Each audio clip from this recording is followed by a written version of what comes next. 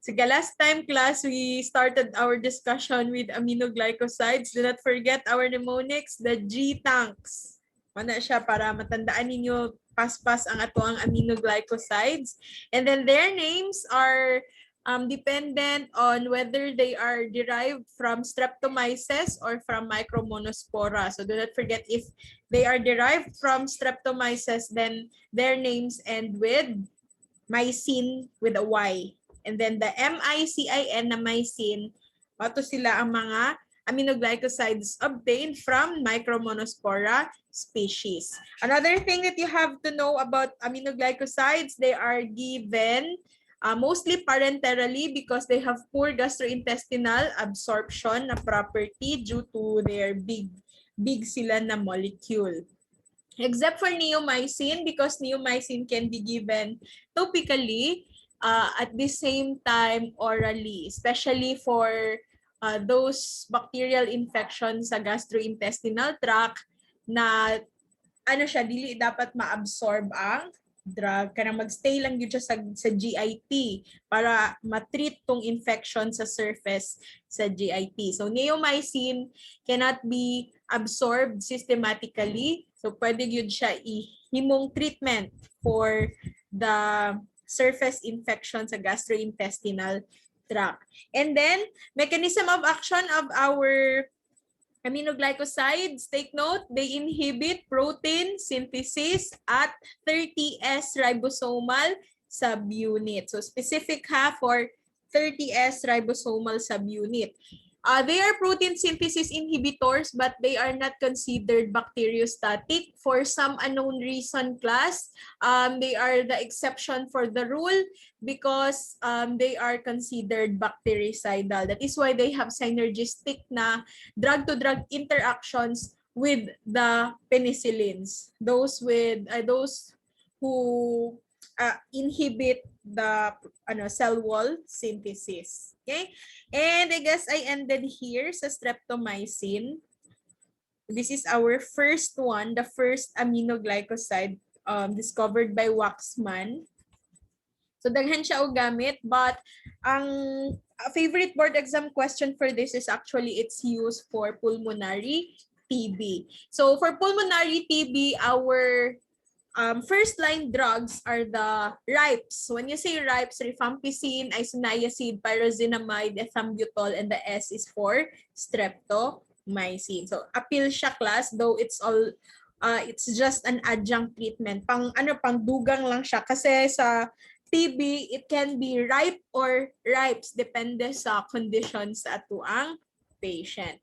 Other than that, you can give streptomycin to some occupational na mga bacterial infections. Though streptomycin is given IM, intramuscularly. Questions before ta mag-start? Mag-continue, sa tuwang discussion sa aminoglycosides. Wala. So let's talk about the neomycin. This one is derived from Streptomyces fradiae. That's the name of the microorganism. Remember, we are talking about antibiotics. And before it can be called antibiotic, it should be derived from a microorganism. So I have mentioned a while ago, neomycin can be given to treat gastrointestinal infections, especially sa surface lang. However, since we also have topical preparation of neomycin, then we can also give this for skin infections or dermatological infections and acute bacterial peritonitis. So, kanang mga surface lang na mga infections. Kasi again, the reason is neomycin cannot be absorbed systematically. So, it cannot reach the bloodstream. It will just stay on the target site to kill the cause of infection. So, pwede siya ma-absorb pero very slightly lang. So, dili kaayo significant ang iyahang absorption profile. Okay? And then, the third drug, though wala siya na-appeal sa atong mnemonics na G-tanks, but paramomycin is another amino glycoside. So its activity is the same with streptomycin and neomycin. That is why you can use this one for gastrointestinal infections. Sorry, what happened? Ayan.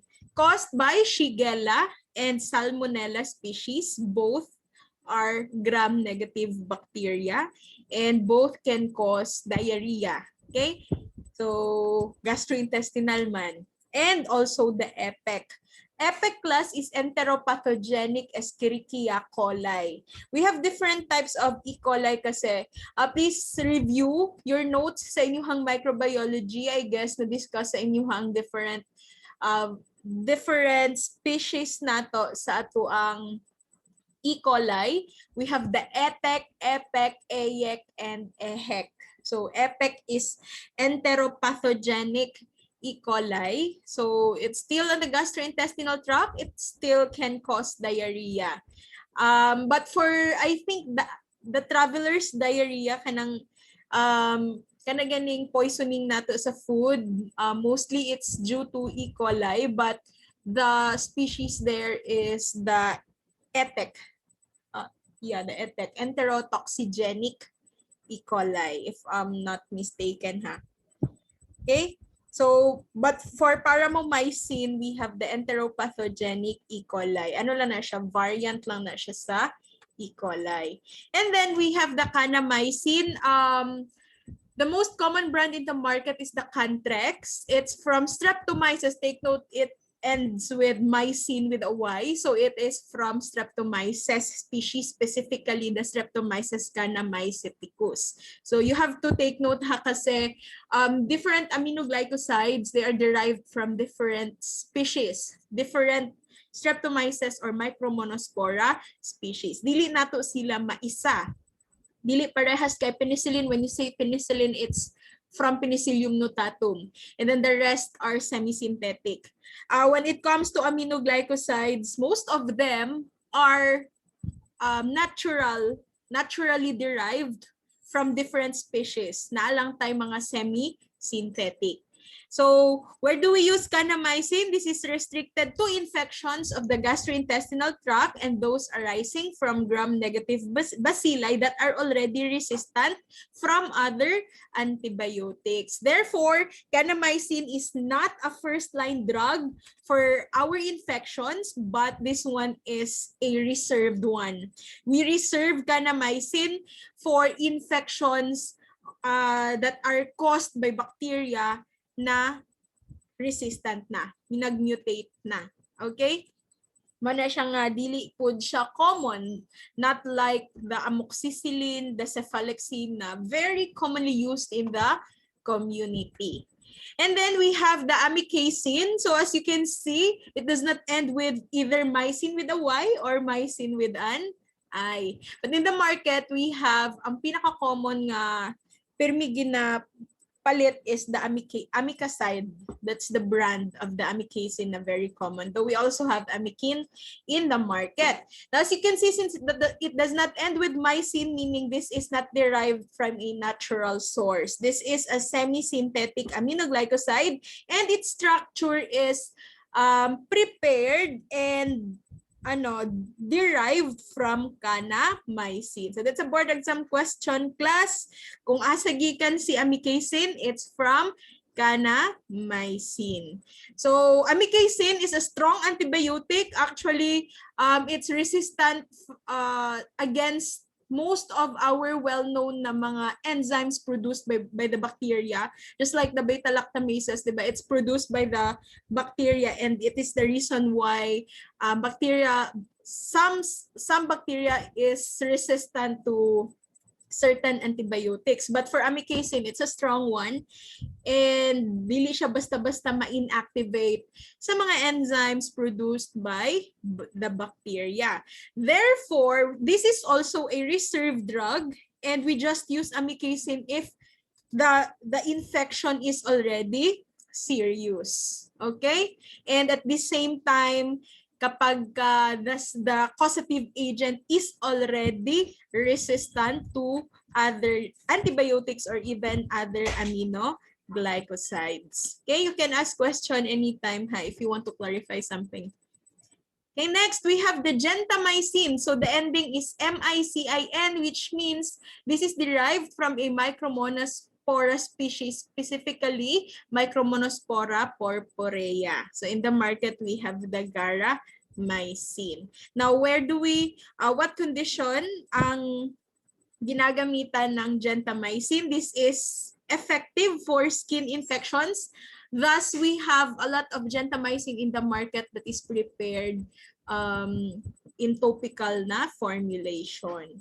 And at the same time, in the hospitals, gentamicin is widely used for the treatments of burns, especially if there is secondary infection caused by Pseudomonas. Kasi sa hospital, if na ay mga burn patients, di ba remember I told you, wala siya actually ginabalot ang samad para paspas ang wound healing. And since hindi siya nakabalot, it's prone to secondary infection. And most of the cases sa secondary infection is caused by Pseudomonas species like Pseudomonas aeruginosa. So, kani siya, si gentamicin, ginagamit siya to treat pseudomonemia for burn patients.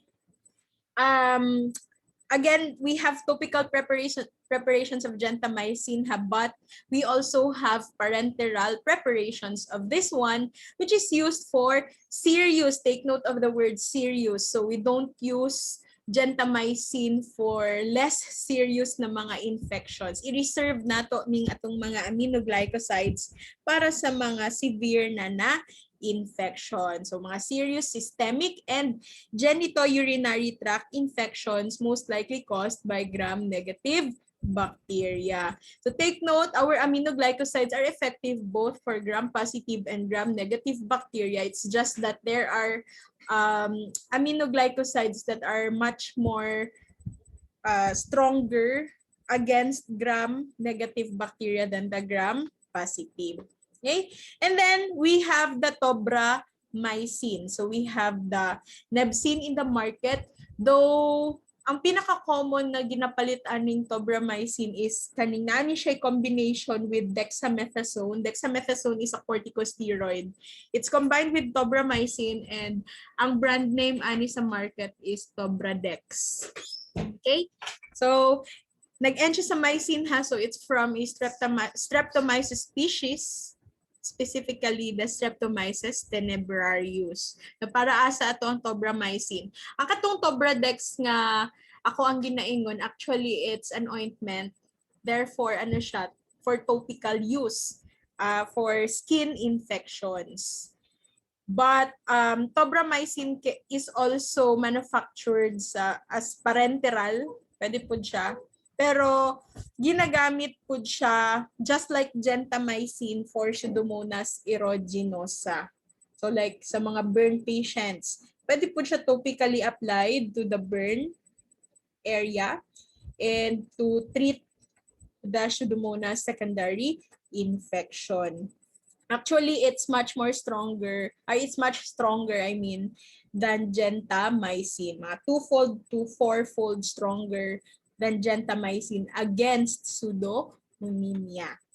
And then we have the netilmycin. This is not also included sa ato ang mnemonics na G-tanks, but this is still an aminoglycoside. So mycin man nga MI, gikan siya sa Micromonospora inyowensis. So this is another reserved drug. Actually, kung si gentamicin is a reserved one already, kani mga 3rd generation na gyud ni siya nga reserved drug. Kasi we just use netilmycin if the bacteria is already resistant to gentamicin. And then we have the sisomycin. Its activity against the bacteria resembles that of the gentamicin na activity. Okay? But it's a new drug. And another new drug, the spectinomycin, which is isolated from Streptomyces spectabilis. Board exam question, old name for spectinomycin is actinospectocin. Now, ginahatag ni siya via deep IM injection. Kung sakit ang intramuscular injection class kay 90 degrees yun ang needle pag inject tapos afterwards na ay myalgia, na ay pain sa injection site. Saon na lang sa spectinomycin na it should be deep intramuscular injection. Taas yun ang dagom ani.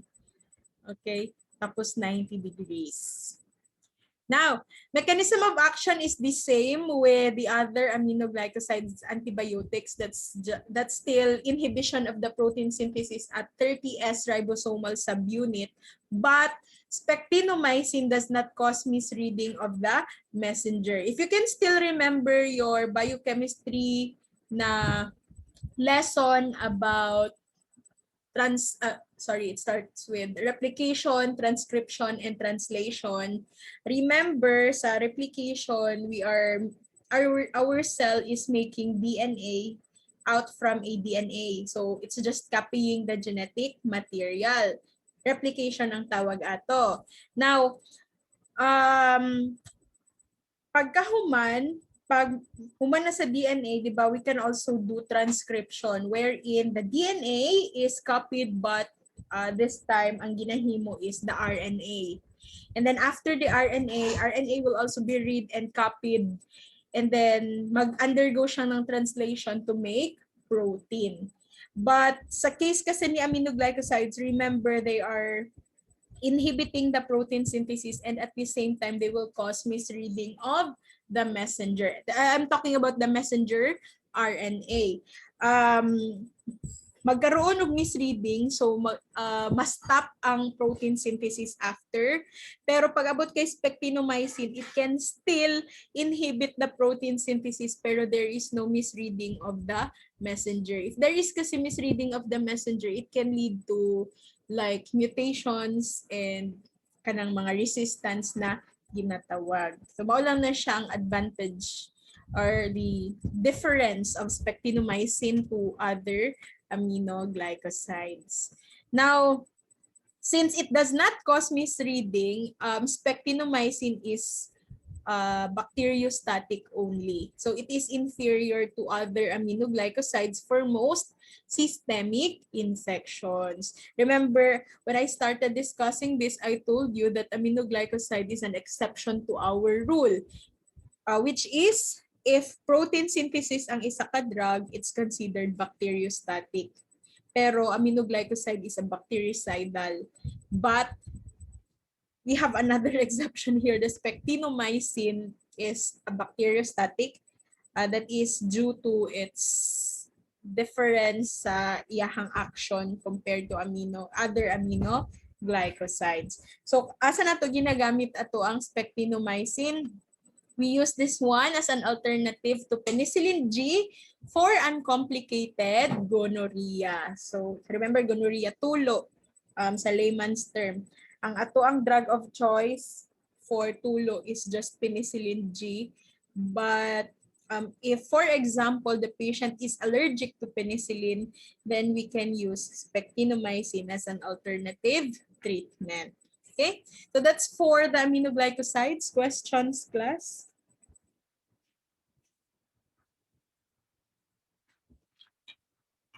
Questions? Walay? Sige. Luya sa uban, wala sila signal.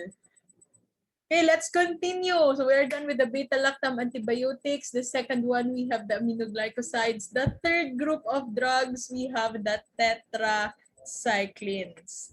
So remember class, ang tetracycline nato, sila ang katong mga antibiotics nato with the broadest spectrum of action.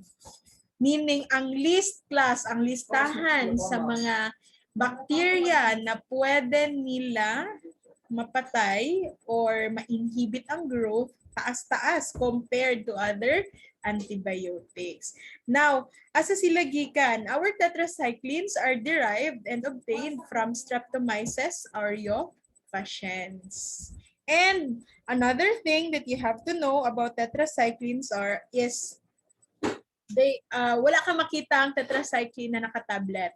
Most of the time, encapsulated yun na siya, meaning naka-capsule ato ang mga tetracyclines. That is due to their bitterness. Grabe kapait sa tetracycline class na maglisod ta og mask sa iyahang bitter taste if i-formulate lang nato siya as tablet or even solutions. Medyo pait yun kaayo.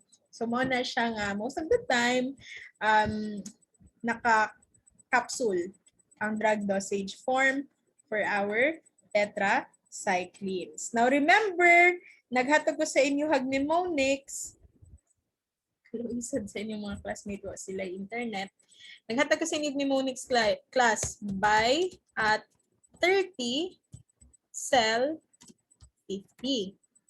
So by at 30 meaning aminoglycosides and then the T there is for the tetracyclines. Kana silang duha ang mga antibiotics nato that inhibit the protein synthesis at 30S ribosomal subunit. So tandaan ninyo, aminoglycosides and tetracyclines have the same mechanism of action.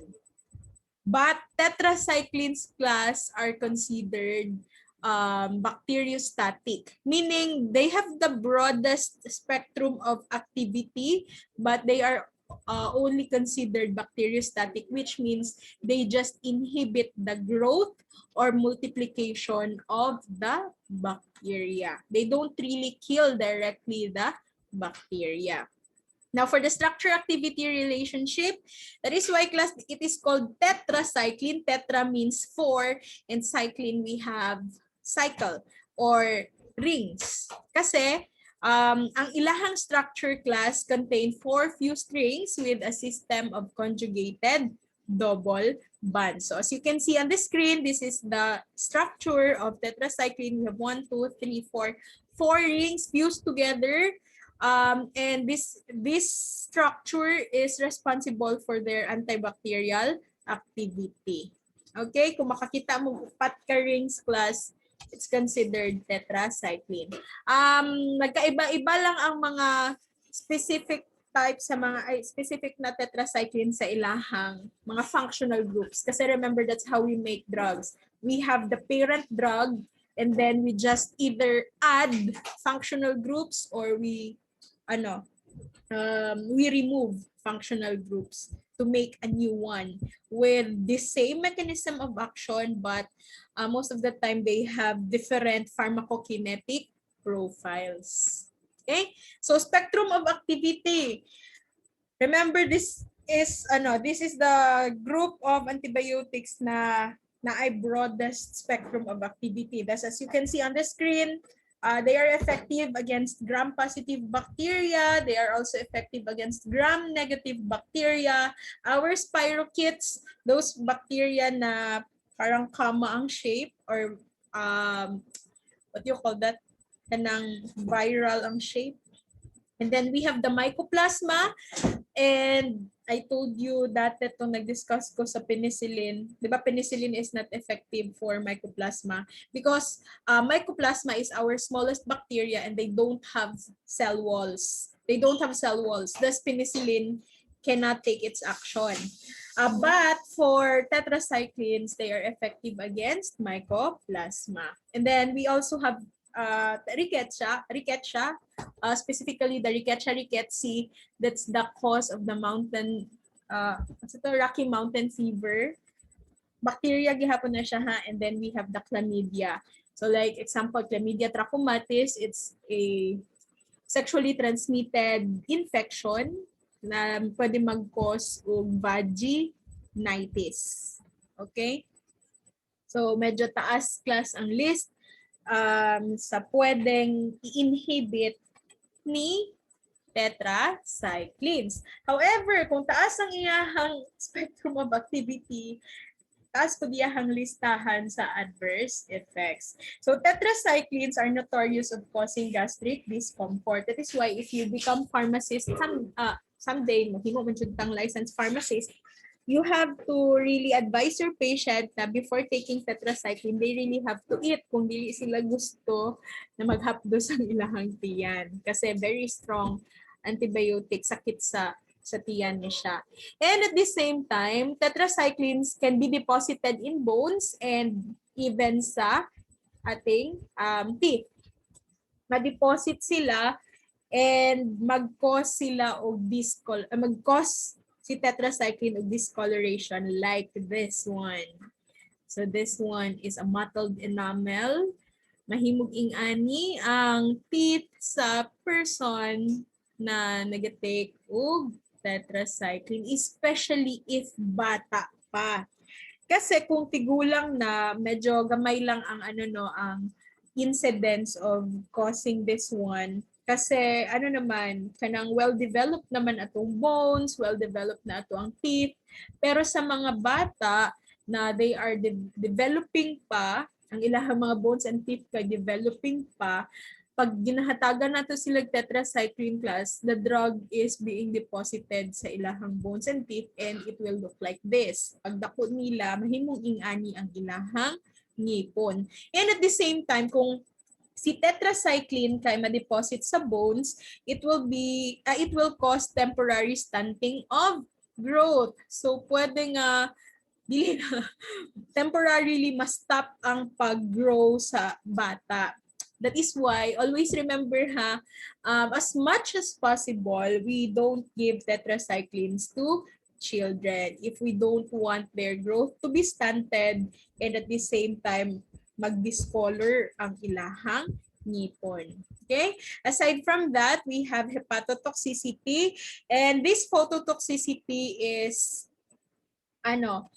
specific for demeclocycline. This one is a type of tetracycline. It can cause phototoxicity. Magka-develop sila og adverse reactions when they are exposed to sunlight.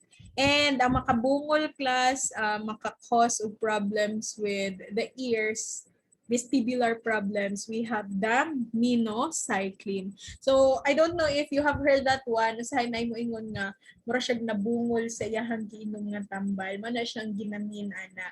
Kasi there are really antibiotics that are very strong that it can even damage the ears. So, ang vestibular part sa ears na to. Okay? Again, that is the minocycline. Questions? Wala. Let's continue. So, again, as what I've said a while ago, you don't give tetracycline to children. You know the reason why. And also, syempre, we don't give it to pregnant women because the fetus inside the pregnant women is also developing. Ang iyahang bones developing. So, tetracycline can also be, ma-absorb po siya sa fetus inside, so mas stunt po ang pag-develop sa fetus. And then, we don't also give tetracyclines concomitantly with antacids and other metal-containing drugs. So, basig na ay hatagan og tetracyclines class tapos usahay makita nato sa prescription tagaan po siya og example, Maalox or Cramil S. So, di ba, ang kana sila mga antacids, they are made up of metals, aluminum hydroxide and magnesium hydroxide. Now, si tetracycline manggod class is considered a sequestering agent or a chelating agent. Mura sila og magnet na in the presence of metal, mag-form sila og complex. So,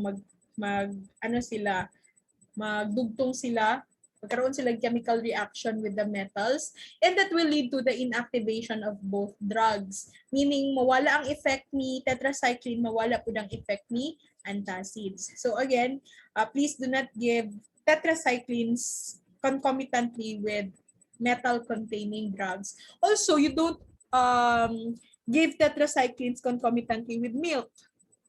Kasi, remember, milk is also composed of many metals. May iron, may zinc, isa pa ng mga metals nga naa sa ato ang gatas. So, it's the same thing.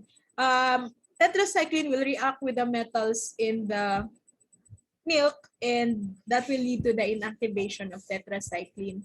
So, wala siya effect. Sayang lang kasi mong ipalit ng tetracycline. And at the same time,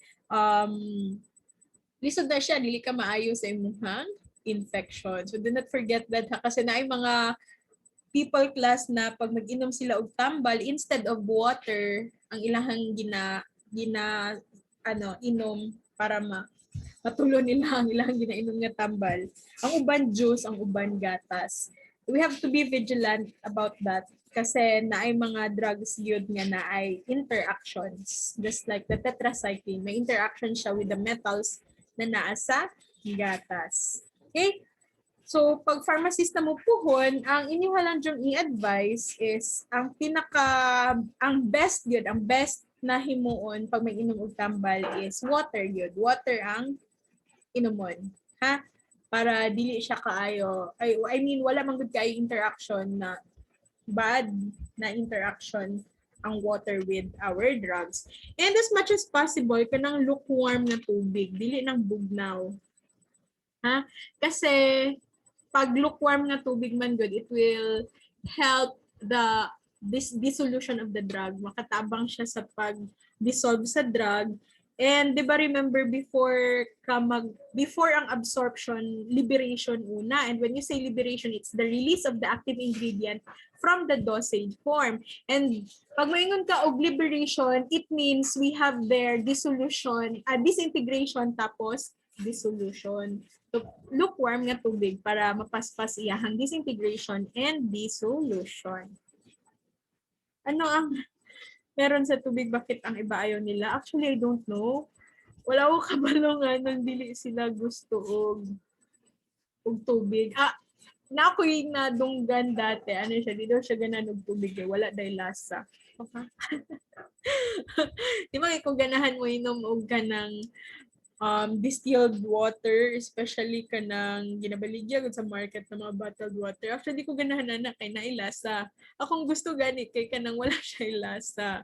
Kunya, katong ako ang kaila kay di siya gusto kay wala dahil lasa. So as much as possible, mainom siya kanang juice o kaya soft drinks para na dahil lasa. Hindi ako siya makuha ang wala po kabalo. Pero importante kay tubig. Bahalag wa kay kaon basta na ay tubig. Pag walay pagkaon, dugay pa ka mamatay. Pero pag walay tubig glass, paspas gid ka mamatay. Kasi water is essential gid na siya sa life. Okay? Sige, let's talk about the specific tetracyclines that we have in the market. So, syempre, number 1, tetracycline. Mao gini siyang gikuha sa Streptomyces aureofaciens. So, we have different mga brand names of tetracycline in the market. Though tetracycline is mostly available in topical na form. So, either naka-ointment siya, pwede po siya eye drops for ophthalmic use. And then naapod tay topical solution na gina-apply nila sa nawong para sa acne. So medical term for acne, that's acne vulgaris, but it is caused by Propionibacterium acnes. So different si acne, different si pimples. Si pimples class is caused by Staphylococcus aureus. It's an open wound. Open wound ato ang ang pimples. And iba ang characteristic ni pimples man good. Kaila man jud tag pimples no kasi once in our life nakatry man jud ta na. Pero ang acne man good is baliktad. It's big, nakakulob siya. Dili siya pareha sa pimples na kanang tawag ano, dili ako siya ma-describe pero kulob man gud ang acne nga very red and dako. So magpula gid ang imuhang nawong anang acne. And again, it's caused by Propionibacterium acnes. So si tetracycline pwede siya gamiton for acne. Mas dako si acne class kaysa sa pimples. Cute ra man kay ng pimples si acne, dako gyud na siya. Okay? I don't just know if you have tried having acne. Ako I never tried that one. Ansang mark. Si pimples, si acne ug si pimples, both pwede sila mag-cause og marks sa nawong. Kung mo na mo gusto i-ask. Si pimples class, magamay man na siya or madako, naagid na siya tendency na mag-cause og pimple marks. Especially kanang ginabuto bitaw ninyo. ayaw ninyo siya butuha ha, inyo ha, ginapinch, ay, siya ginahimo ninyo, irok-irok ninyo na inyo ang pimples. Let's do not do that. Pwede siya, mataas ang chance ka mag-cause siya og mark. And at the same time, pag remember, nag-ingon ako ani sa inyo ha, diba, the triangle here sa ato ang nawong, kani, gikan diri sa tunga, sa ato ang kilay, padulong sa ato ang baba. Kana siya nga part is wala na'y barrier sa ato ang brain. So if naa kay pimples, imuha na siyang gibuto and then nagkaroon og kanang infection and even secondary infection, pwede na siya maadto sa brain ang infection class. So pwede siya mag-cause og meningitis or encephalitis. So ayaw ninyo butuha, especially kana nga part ha, kay wala siya again barrier going to the brain. Pag acne, yeah, kasi stronger kasi ang causative agent ni acne kaysa sa pimple. So medyo dugay ang iyahang healing process and mag-cause gid siya og pimple marks. So ano jud siya? Wait lang ha, let me. So si acne kasi it has something to do with the oil glands. So ang bacteria, ang iyahang infection is dito sa oil glands and then mag-cause na siyang inflammation dito. Tapos magkaroon siya og obstruction sa sebaceous glands, leading to a big either nodules, pustules, or even cyst-like na structure. So ang mark ana, bongga pod. Okay? So we should take care of our skin. Mag-ano po ta? Maghilamos po ta. Kaya lang akong problema manggod, especially nowadays sa pandemic. Kaya bitaw the whole day we are looking at our laptops or our gadgets and then ano manggod na siya, kapoy siya sa mata. So mao na akong problem sa gabi kung maghilamos ba ko or dili. Kasi okay unta na mag-skincare pero ako ang madaot sad ang mata. Dili jud siya dapat man gud mapasukan og water kay mosamot og kadaot inyuhang mata kung kapoy tapos naghilamos. Wala na siya ang ato ang dilemma karon. Okay? Questions, class? Wala. So let's continue. We have the chlortetracycline. Brand name in the market is the Aureomycin. It has oral and parenteral forms, pero wala na sila nag-exist karon. Wala na tayo oral and parenteral forms of tetracycline. But in the market, naapatay ointment form for topical use, and also we have ophthalmic solutions for this for ophthalmic use also. Sige. And then we have the Rolly tetracycline. This is the first tetracycline introduced for use via IM or IV injection. So this is recommended for cases na dili pwede maghatag og tambal orally. Pero wala na pud kaayo sila widely ginagamit. Actually, atong mga tetracyclines class, they are actually effective against a wide variety of microorganisms, but nag-downgrade sila no, instead na they are used parenterally and then orally for systemic infections. Pero mostly sa mga nabilin ng mga tetracyclines in the market nowadays are for topical use na lang sila for skin infections. So isa na sa reason din ha sa oral, pait kasi sila, and daghan na pud ang cases sa resistance nowadays. So isa pa pud na.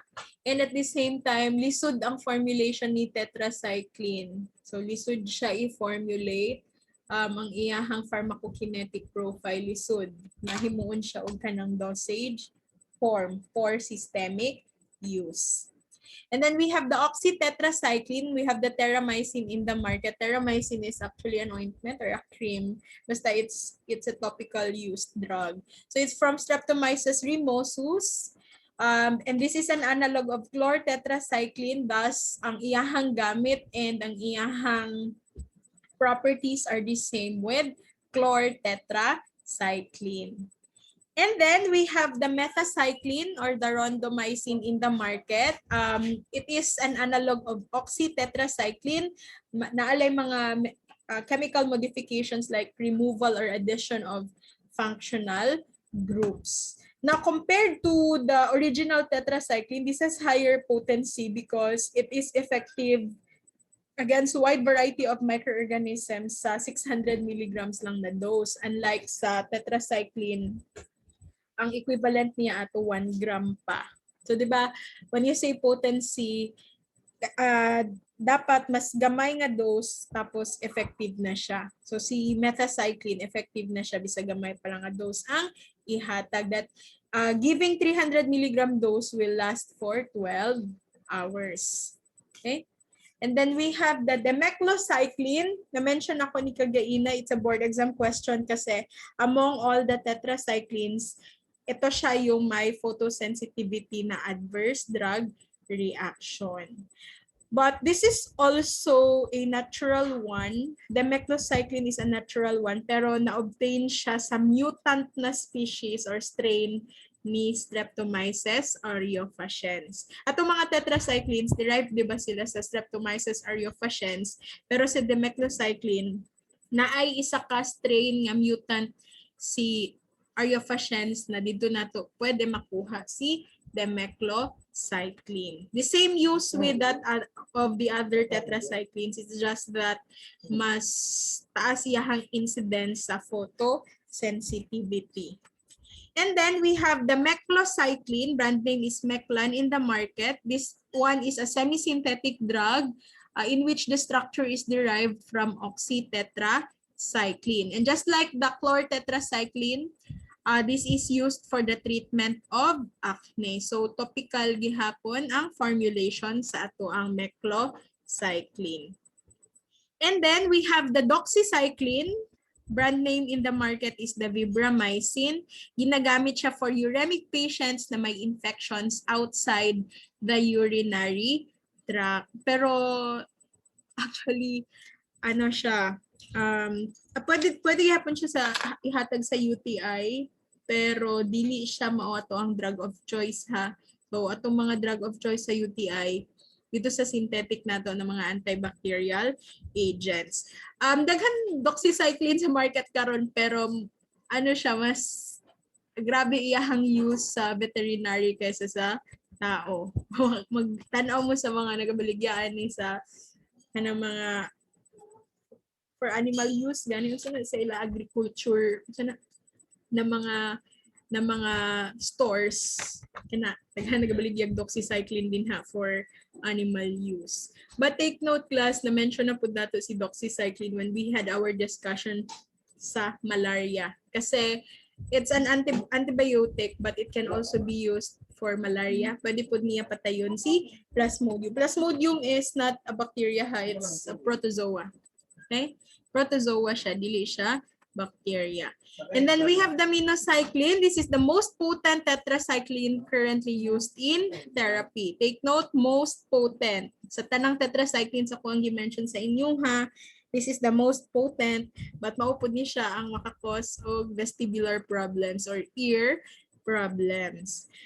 So, ang activity ni minocycline, more on the gram-positive bacteria, but it can also be used for other types of bacteria, katong mga nagakos of chronic bronchitis and upper respiratory tract infections. And then we have the newer tetracyclines now in the market. We have the tigecycline. The same use, the same mechanism of action, the same adverse drug reactions. Okay? Questions? Abtik dito sa class. Third na to, no? Beta-lactam, aminoglycosides, and then we have tetracyclines. Like pangutana. Di man ta pala inom gudog antibiotics class, no? Do kailata sa atong mga antibiotics, pero ay na sila ginagamit na. Laban, laban lang brain cells.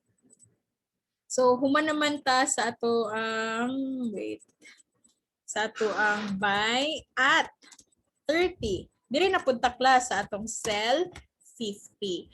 So let's talk about our antibiotics considered as protein synthesis inhibitors, but they inhibit the protein synthesis specifically at the 50S ribosomal subunit. Duha lang man tong sa 30S, aminoglycosides ug tetracycline. So diri na punta cell 50.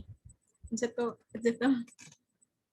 No, anak man dyan ang mga pharmacist, usahay, dili mo inom og tambal. Amo dyan na siya ang irony. Patanan ni ng mga pharmacist sa market, kung magkasakit sila, ang ilahang tambal anak kay water therapy.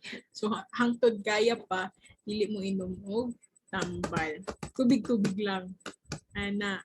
So kung kaya pa, why not? Laban lang yun immune system.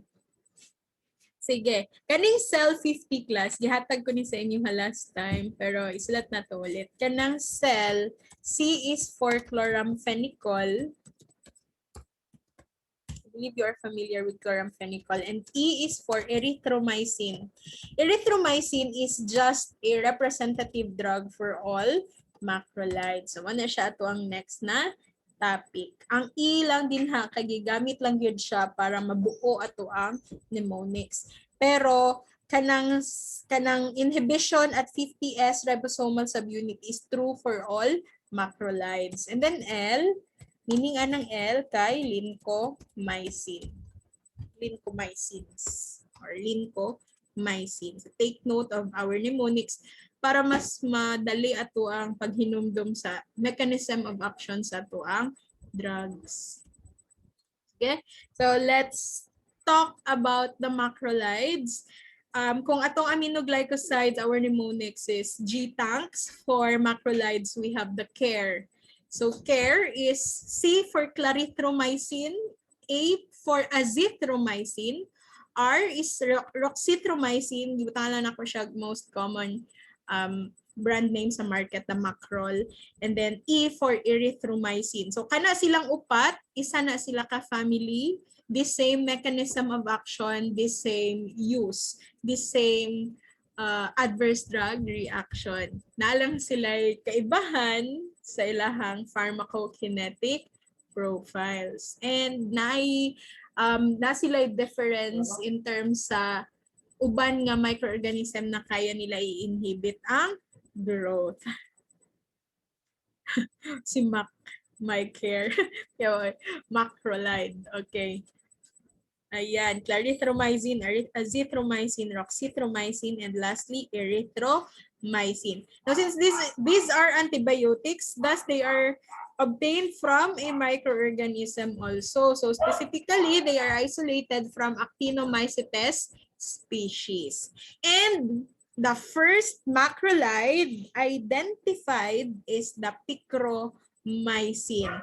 It is the first one, pero this is not a common drug. So, dili na siya widely used, but siya ang first macrolide na na-discover for therapy. So, let's talk about the chemistry.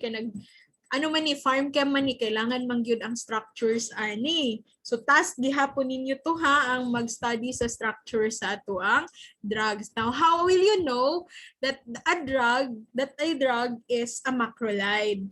So macrolide, macro means big.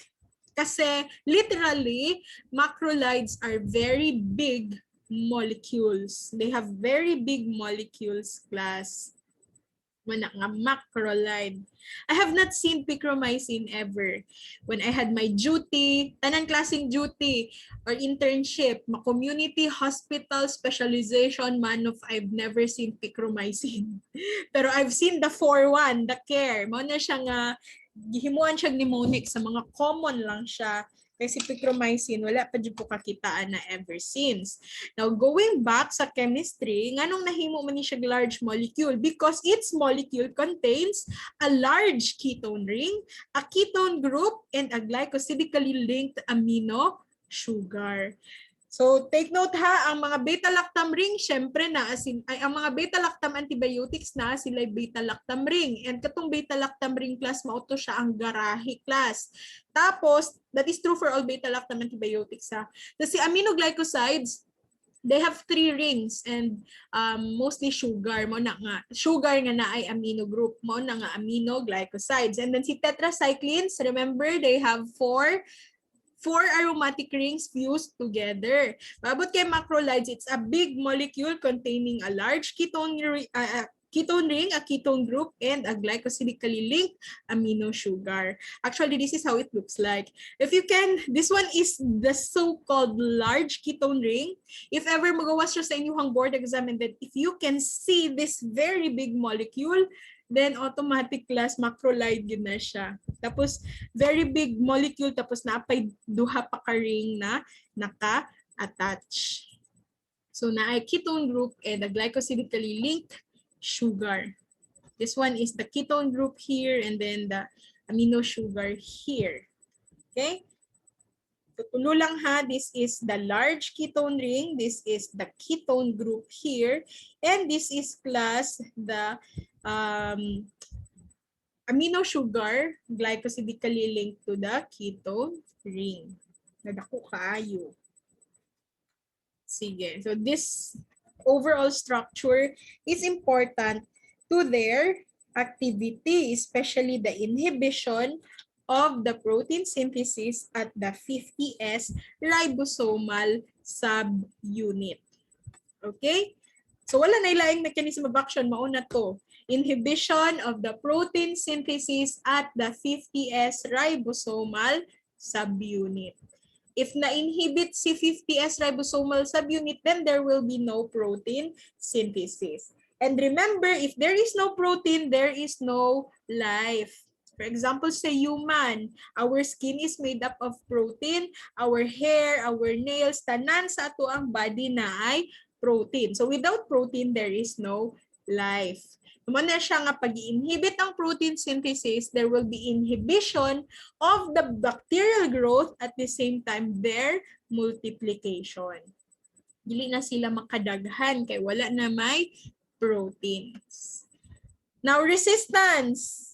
This is true for the macrolides ha. Most of the gram-negative bacilli are resistant due to the inability of macrolides to penetrate the cell wall of these organisms. So para sa atong ato ang mga macrolides. Macrolides are much more effective against gram-positive bacteria than the gram-negative bacteria.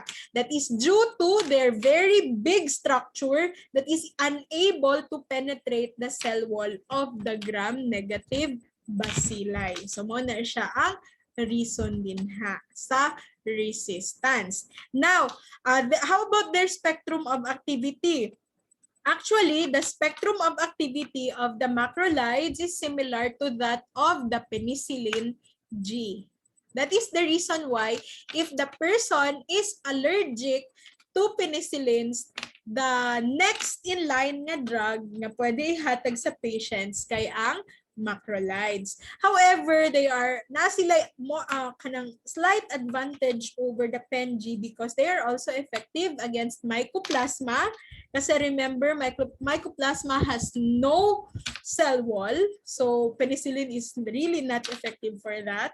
But aside from that, pwede po sila kay chlamydia, campylobacter, legionella, neisseria, and treponema pallidum. Okay? So, dili na kayo mag-dwell with the bacteria ha kasi you are done with this sa inyong microbiome. But from time to time, na ako yung mga gina-share a little information about some bacteria. Pero I hope, since human naman mo og microbiome, you have idea sa unsa ang ilahang mga ginakos nga sakit. Para sa Legionella, that's the Legionnaire's disease. It's a type of pneumonia na pwede makuha sa aircon. So, muna siya, di ba? Ang kanang isa ka important information about the Legionella. Okay? Now, adverse effects. Just like the tetracyclines, Our macrolides are also notorious of causing epigastric distress. Thus, you really have to inform your patient someday na mahimo na mong pharmacist or even an intern, you really have to advise them that before taking macrolides, they really have to eat, especially the erythromycin plus hapdus kayo na siya sa tiyan. So, kailangan magkaon yun.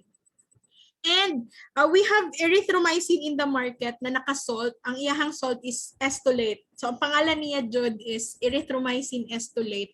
Mao ni siya ang form sa erythromycin that can cause cholestatic jaundice. Mag-start siya sa gallstone and then mauwi siya sa cholestatic jaundice. Yeah, permi kagutom. So, kinsay nakatry, especially mo inom og anuha erythromycin. Pag nagainom, kung under ka sa erythromycin treatment class, ma-feel yun ni mo nga muhapdos yun imuhang tiyan. And murag muhatag yun signal sa imo nga kailangan nakamukaon. Permi kagutomon pag naga-erythromycin ka. Pag dili ka mukaon class, sakit yun na ang imuhang tiyan. So nga nung nag-inom man ka og erythromycin Jessa, what's the cause sa imuhang condition that time? Unsa man tong sakit? Kasi mostly si erythromycin is given for tonsillitis. So mo na siya ang pirmi ginagamitan og erythromycin. Though you can still give erythromycin to other infections. Pero napansin lang ako, mostly sa ginataganong erythromycin, katong na ay tonsillitis. Okay? So, pwede siya mag-cause of gallstone. And at the same time, remember the Medicab. That is our mnemonics for the enzyme inhibitors. So, E there is the erythromycin. It also represents all macrolides. Meaning, mga macrolides na to katong care class, pwede sila mag-inhibit of enzymes na mag-metabolize sa other drugs. So, lisod class isabay si macrolides with other drugs. Nakagat. Okay, sige. Pwede po na siya. It is to prevent infection also. Kasi like, pag mapaakan mo class, dili lang siya taman sa anti-rabies kasi remember you have an open wound and that open wound is prone to infection. So mo nang tagaan pud na og antibiotic ang like napaakan og iro kana. So let's talk about the first one, erythromycin kay siya man ang pinaka-common sa tanan. So we have the erythrocin and the elotycin. So gitawag na siya og elotycin class kasi the erythromycin is the only antibiotic that is discovered in the Philippines. So take note kay board exam, question na siya. Daghan na kay tagi-istoryahan nga mga antibiotics, but si erythromycin ang gikan sa Philippines, and to be exact, it's from the soil of Iloilo. That is why ang iyahang brand is called elotycin. Okay? Formerly elotycin yun siya, kagikan siya again sa Iloilo. So, paborito yun nila ni sa board exam. Now, since this is an antibiotic, so it's derived from a microorganism called Streptomyces erythraeus. And take note, alternative siya sa penicillin, especially if the patient is really allergic to penicillin, alternative yun sa class. Pag kuman sa penicillin, erythromycin ang next. So, erythromycin-based class is inactivated by gastric juice. Pag erythromycin lang yun mong ihatag, maano siya, madaot siya pag agi niya sa stomach because of the gastric juice. Thus, ang ilahang gihimo, naka-salt ang ato ang mga erythromycin. So wala kay makita nga erythromycin purely sa market. Naka-salt na siya pirmi. Pwede siya erythromycin stearate, erythromycin estolate, and erythromycin ethyl succinate. Pero take note ang estolate ang naga-cause of gallstone or cholestatic jaundice. The esters or the salt form there gives the erythromycin acid stability, and ang ilahang absorption is less altered by food. So, okay na ang absorption ni erythromycin pagbuhat sa esters or sa salt. So, example, erythromycin stearate. Mao ni ang mga brands nga naa sa market. Due to the presence of the stearate, it has become acid labile, meaning dili na siya basta-basta maguba sa acid sa ato ang stomach. And at the same time, if it is like formulated as tablet, most of the time, erythromycin stearate is film-coated para pa jud for further nga protection against the stomach acid. And then we have the erythromycin ethyl succinate. These are the brand names in the market of the ethyl succinate. But inside, ma-metabolize lang gihapon na siya, ma-release gihapon si erythromycin. So si erythromycin gihapon ang nagakos og antibacterial na activity. Ma-absorb siya og ma-hydrolyze sa erythromycin. And then we have the erythromycin estolate. Mao na siya ang inosone in the market. The estolate makes it acid stable also, but this salt makes it makes the person at risk of having cholestatic hepatitis or cholestatic jaundice, okay, or kanang gallstone. And then another ester or salt ni erythromycin, we have the erythromycin gluceptate. Brand name sa market is the ilotycin gluceptate. This is given intravenously, given siya intravenously class for the treatment of serious infections. Example, the Legionnaire's disease caused by Legionella. Ako mention kagaina, it's a type of pneumonia, pwede siya makuha sa aircon. Okay? And then, especially if the patient is dili pwede hatagan og oral drugs. But erythromycin gluceptate solutions are stable for 1 week if refrigerated. So gani ang ato ang rule for our antibiotics class. Most of our antibiotics kay naka-powder na siya. Let's talk about kanang powder form for reconstitution. Iba tong mga mga tablet, mga capsules kasi kato sila ng mga forms, they are stable until their expiration date. But para sa ato ang mga powder for reconstitution, when I say reconstitution, powder siya, tapos dugangan nato siya tubig para mahimo siya og suspension. So, ang say rule na to, ana. Suspension Jessa. Kasi rule na to for our suspensions ng mga antibiotics. Dapat, once opened, atong rule, number 1, if wala pa siya na-open, wala pa yun siya na-open tightly sealed, the drug is stable until its expiration date. So, hangtod dili nimo i-open ng bottle na, okay pa siya hangtod sa iyahang expiration date. But once opened, i-open na nimo ang bottle, tapos na-reconstitute na, meaning nagdugang nakaog water. Pag naka-reconstitute na siya, class, our rule is the drug is stable for 14 days sa ref. Okay?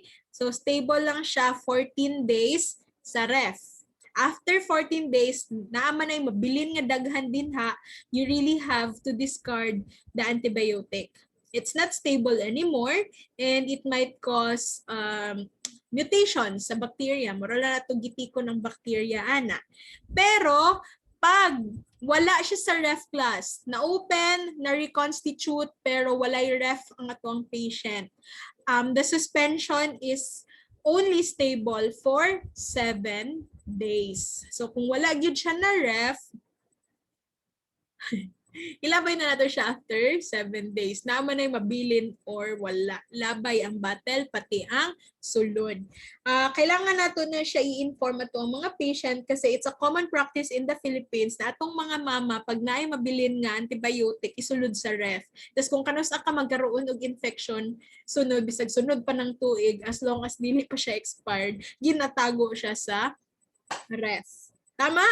Tama, di ba? Ginahimo na siya sa atong mga mama or sa ato ang kung kinsa man ang ato ang kaila. So, as pharmacists and pharmacy students, you have to educate the community about that. Okay, guilty. Only in the Philippines. Guilty yung balay na ay antibiotic sa ref nga last year pagi abrihan. Wala lang nahurot. Wala nahurot.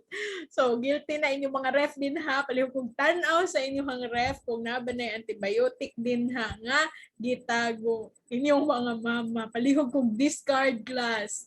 So again ha, do not forget 7 days kung wala sa ref, 14 days kung naa sa ref. Pero pag wala pa siya naabrihan, as in wala pa yun, ang carton wala pa naabrihan, ang bottle wala pa naabrihan, wala pa siya na-reconstitute, kana nga tambal is stable until its expiration date. However, for erythromycin gluceptate, this is only stable for 1 week if refrigerated. Solution ito, erythromycin gluceptate. Next, we have the erythromycin lactobionate. This is intended also for intravenous administration after reconstitution. So this is still in powder form, but you have to reconstitute it using sterile water. Lahi ang water nga ginagamit to reconstitute the suspension, lahi ang water nga ginagamit to reconstitute a drug for parenteral administration. So remember class, sa market, naatay mga water for injection or mga bacteriostatic water for injection, sterile water for injection. Muna siya ang klase sa mga water na ginagamit nato to reconstitute a drug in powdered form to be administered intravenously or parenterally. IM, IV. Pero kung ano class, kung for oral consumption lang siya, mga suspensions na to, pwede na ang distilled water lang. Okay? So, dili magpataka og reconstitute, ha? So, si erythromycin ginagamit IV. IV siya given to achieve high plasma levels in the treatment of serious infections. So, sa serious infections ni siya nga type of erythromycin ester. Okay? Questions about erythromycin?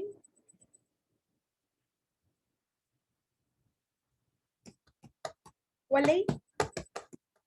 Walay pangutana about erythromycin? Let's talk about clarithromycin. So we have Claricid, Biaxin in the market. Ang kalahian lang nila class is naani siya 6-methyl ether nga functional group nga gidugtong sa erythromycin. So clarithromycin is semi-synthetic. If the erythromycin is derived from Streptomyces erythraeus, clarithromycin is derived from the structure of erythromycin.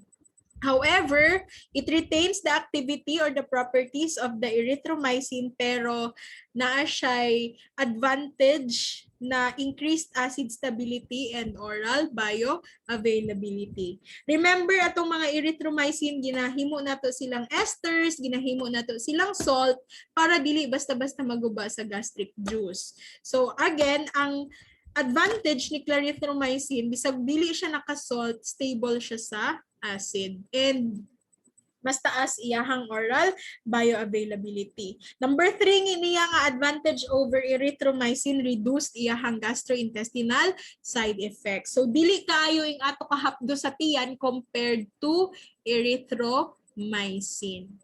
Manaha ang mga advantages ni clarithromycin. And then number 4, this is more potent than erythromycin against streptococci and staphylococci. So kung tanawon ang cause of infection, if it's caused by staphylococcus species or streptococcus species, mas potent si clarithromycin compared to erythromycin.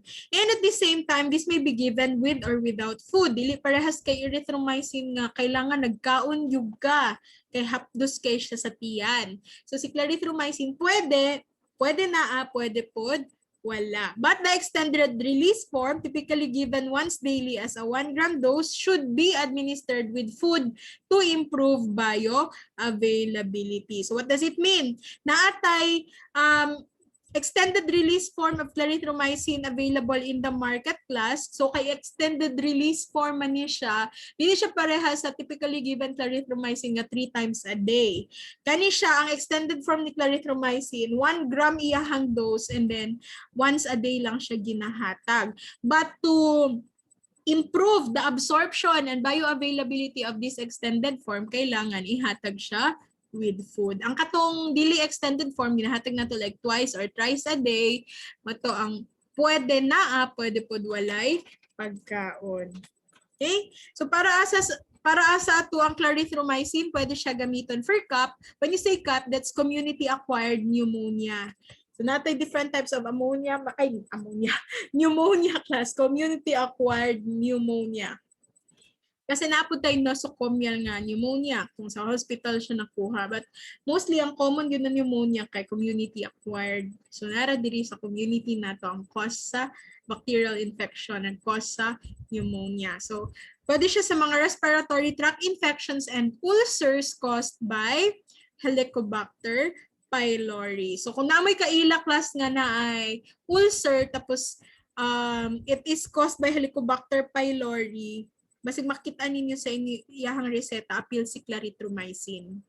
Kasi that's the type of ulcer nga bacterial infection. Pwede magud ang ulcer tungod sa wa ka nagakaon, pwede pod ang cause sa imuhang ulcer kay di ba wala ka nagakaon, pwede pod nga kanang NSAIDs, the non-steroidal anti-inflammatory drugs are notorious of causing ulcers. Pwede na siya. Pero na yung mga ulcers na caused by bacteria named Helicobacter pylori. Now, asa na makuha ng mga bacteria na ni nga mag-cause of ulcer sa pagkaon ng gihapon. So, kanang mga kaon-kaon ninyo din ha sa gawas, basig dili na siya limpyo, pwede siya magkaroon ng Helicobacter pylori, tapos nagkaroon ng ulcer, tapos maingon mo, ma'am, nagkakaon man ko, nga nang nagka-ulcer man ko. So, pwede na siya due to a bacterial infection. So, dili tanang ulcer, walay kaon. Pwede sa nagsigig kaon, tapos na ay bacteria. Again, that's the causative agent.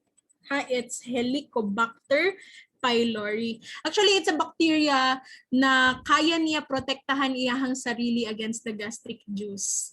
So, bisan pag maadto siya sa imong stomach class, dili siya mamatay sa acidity sa atong stomach. Kaya niya protektahan. Nagaano na siya, nag-release na siya ng ammonia, tapos i-coat niya iyahang sarili sa ammonia para dili siya mamatay sa acid sa stomach. And then, pagkahuman, mag-cause na siya ulcer.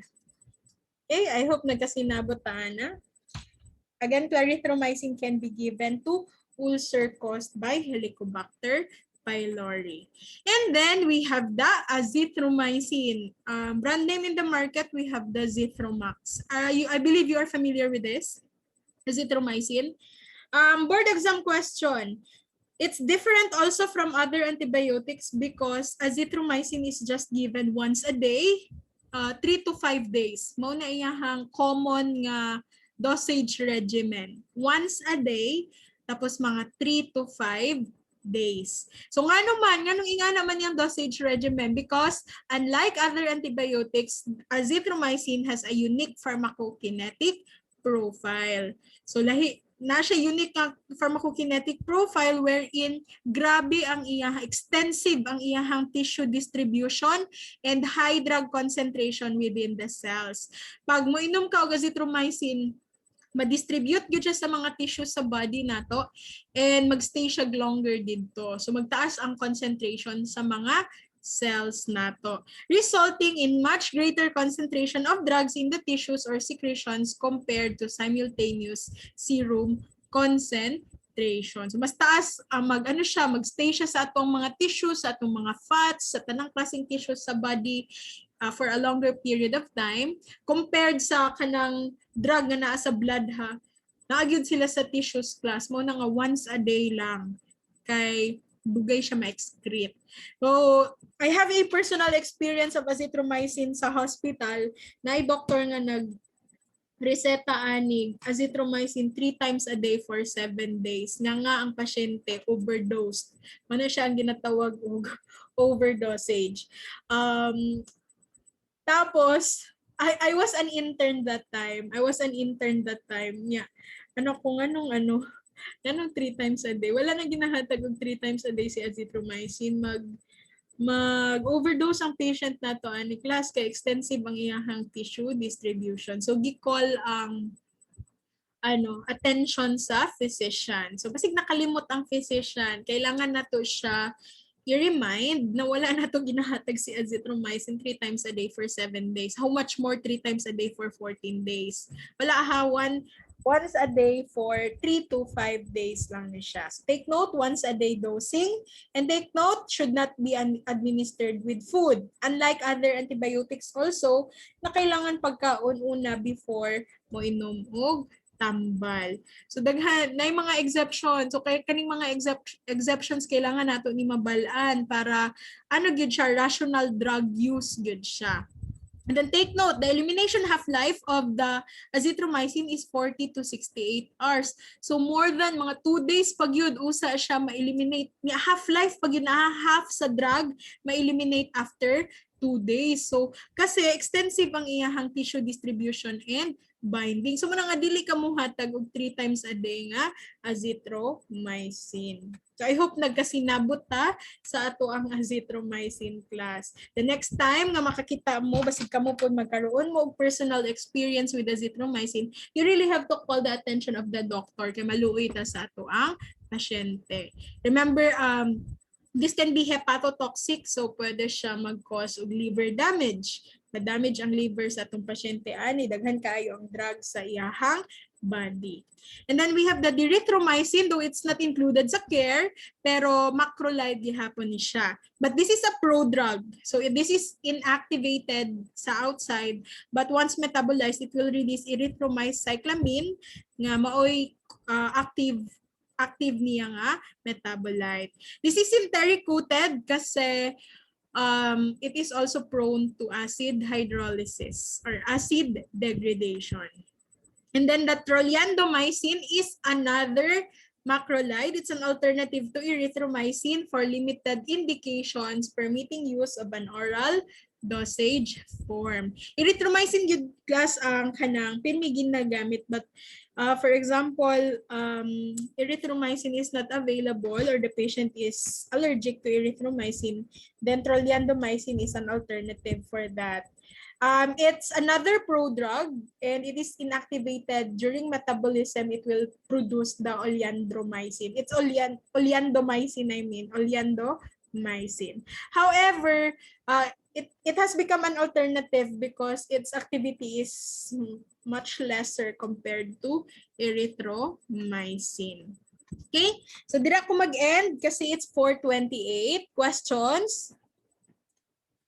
Tomorrow after the quiz, I'll continue with the lincomycins. So napata cell 50 human ako og macrolides. Wala pa ko nakadiscuss og chloramphenicol, and then we will have the lincomycins and then the polypeptides. And the unclassified antibiotics. So napud tay mga unclassified antibiotics, they don't have their group or groups unlike the humana nato ng mga na-discuss na antibiotics. So, isa din si chloramphenicol. Ma'am, saan mag-start ang quiz? From the start, hangtod sa cephalosporins. Hanggang cephalosporins, ma'am. Okay, kasi nabuta na.